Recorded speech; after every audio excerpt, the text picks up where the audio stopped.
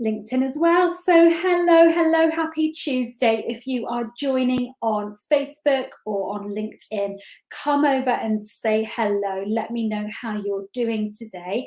So I'm Sarah Bramall. I'm one half of the Coaching Catalyst duo, and we're going to be talking today about confidence. So during September, we're focusing on the theme of confidence, but we're going to look at a tool today, which is a confidence role model, because by identifying a confidence role model and by taking features from a confidence role model, that's one way in which we can grow our own confidence. That's one tool in which we can have in our toolbox to support us in growing our confidence. So if you're joining, pop into the comments, come and say hi. Let me know how you are doing on this lovely Tuesday lunchtime. So who is your confidence role model? Now, that in itself is an interesting question, because quite often when I pose this question to clients, first of all, the first thing that our brains sometimes go to is we think, okay, who's the most confident person I know? And sometimes that can be a positive role model of confidence, but sometimes it can be somebody who has a confidence that we don't necessarily admire. Maybe somebody who has confidence that borders on arrogance, and then we go, oh no, I don't want to be like that. So my first challenge is to bring to mind who's somebody whose confidence you genuinely admire. Now, that might not be the person with the biggest, the loudest voice, the person with the biggest presence. It might be somebody who's got a quieter confidence, or a confidence that resonates with you and that you admire. Hey, 67 Digital, thank you for being here with me today. Thank you for joining. I'd love to hear from you. Who comes to mind when you think about, okay, that's a person whose confidence I admire? Now, it might be somebody who comes to mind who is a public figure, so somebody who you've seen in the media, who's very used to being in different situations, to speaking in different contexts. So when I think about who's somebody who has a confidence that I admire, I think probably Michelle Obama comes to mind for me, because I really admire her warmth and her confidence and her ability to carry herself into many, many different situations, to sit around many, many different tables globally. That would be somebody whose confidence I admire. But when I come closer to home, actually somebody who comes to mind is a really good friend of mine who I've known since university. We grew up together, I guess, through university and kind of after that. But what I really admire about her confidence is that she has got a really, really rock solid self-belief and resilience. So she will always be pushing herself out of the comfort zone, into the stretch zone, going and having conversations with people who are maybe kind of outside of her circle, a different level from her, stretching for roles and jobs that are kind of, definitely out of the comfort zone, into the stretch zone, but she will not let that phase her. And consequently, she became a CEO of a significant company in her 30s. And I really, really admire her confidence and her self-belief. Hey, Doris, lovely to see you. Thank you for joining. So just Doris asked you just to bring to mind somebody whose confidence you admire. Now, that might be somebody who's in public life, who's a public figure, or it might be somebody closer to home. And I was just talking about one of my lovely friends. Now, one thing that I would say, hey, Affinity Academy, thank you for being here.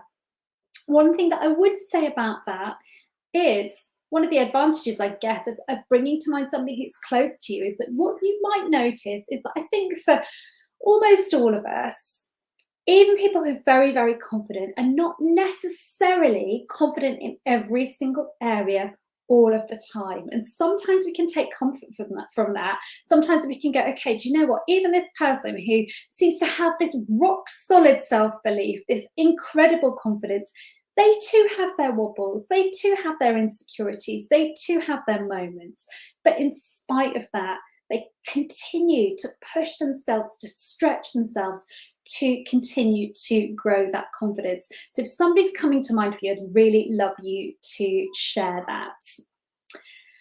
Now, it might be when you bring to mind somebody that you know, it's, as I said at the beginning, it's not necessarily the biggest, the loudest. When I've asked clients this question, when we've been working and coaching on confidence, quite often, interestingly, what comes to mind after maybe the sort of loudest person has come to mind, after that, clients quite often will say, actually, do you know what? The person whose confidence I admire is my boss. And when we unpick this, quite often what people say is, I really like the way in which my boss champions other people in meetings. I really like the way in which my boss supports other people, or will pick up on a point that somebody has made and not take it as their own, but actually to kind of highlight it, for the rest of the room, and to encourage people to build on that.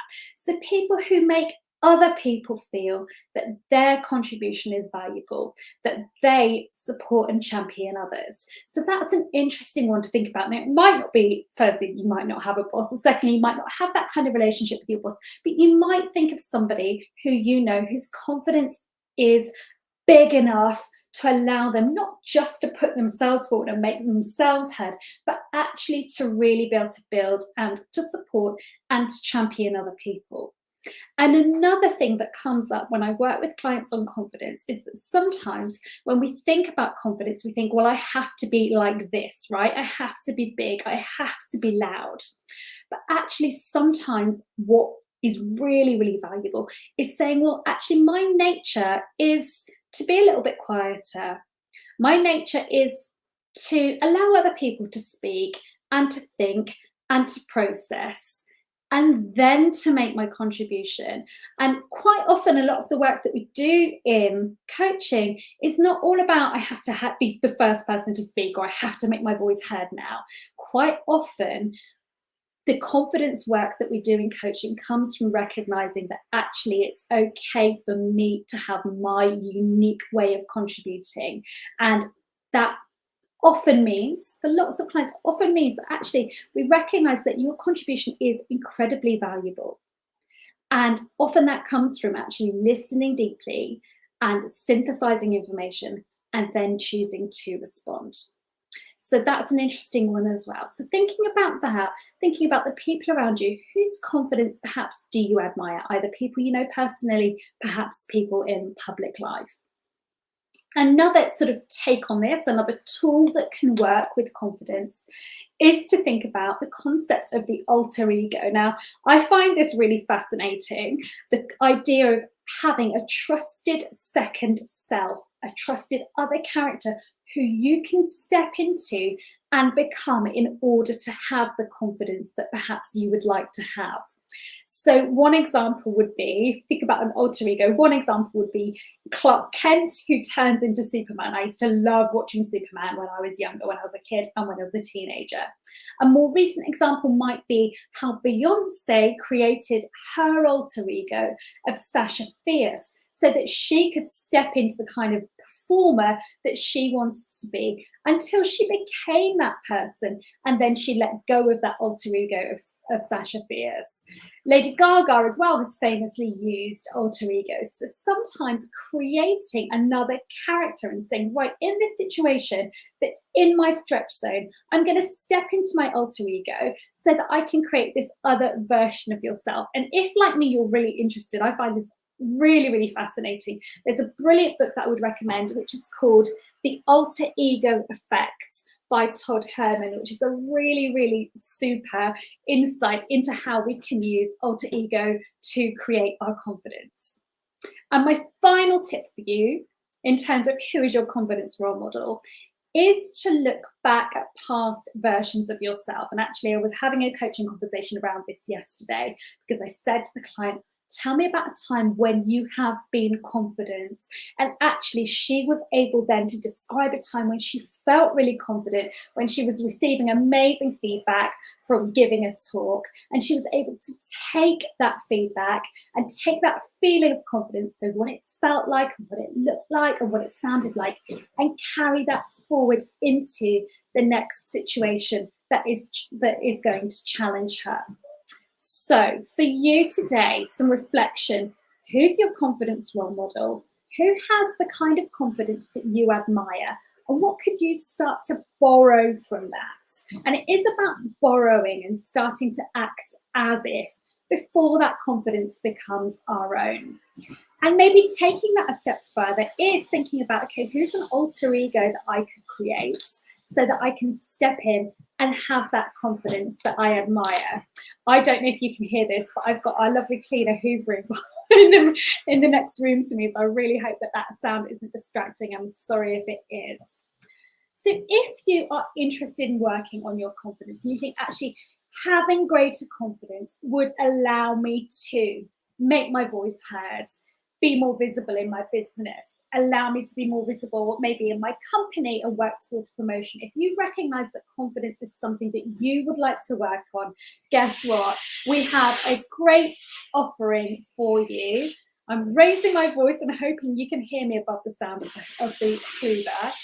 We have a great offer for you, which is Find Your Brave Live, which is going to take place on the Friday, the 11th of November in central London. Doris, can you hear the hoovering? I'm really sorry. Oh my goodness, you have to just sometimes laugh and carry on. She's very confident in her hoovering. Find Your Brave Live is on Friday, the 11th of November, running from 10 a.m. to 4 p.m. in a beautiful hotel in central London. We are looking forward to welcoming a community of wonderful women. We've got some absolutely wonderful women coming, both from business and from people who are employed, both professionals who are employed. Oh, stop now, thank goodness for that. Thank you for bearing with me. You will be well fed, well watered, but most importantly, we will have the chance there to welcome you in person and to share with you the confidence tools and the confidence techniques that we share with our one-to-one clients and help you to create that version of the most confident you so that you can carry that through into 2023 and go out and achieve whatever it is you would like to achieve in the new year. So the link is there, bit.ly/Find Your Brave Live. Any questions, just drop us a message as well. We'd be really happy to answer them. So if you're watching, if you're listening on replay, thanks for being here. Thanks for persevering with me through the hoovering incident as well. It's always never a dull moment, is there? But thanks for being here, and I'd love to hear from you. What are you working on in terms of your confidence? Do you have a way in which you build your confidence when you need to? Or do you have a confidence role model? Okay, love to hear from you. Have a lovely rest of the day, and thank you for being here with me, and look forward to connecting soon. Okay, thank you. Bye-bye.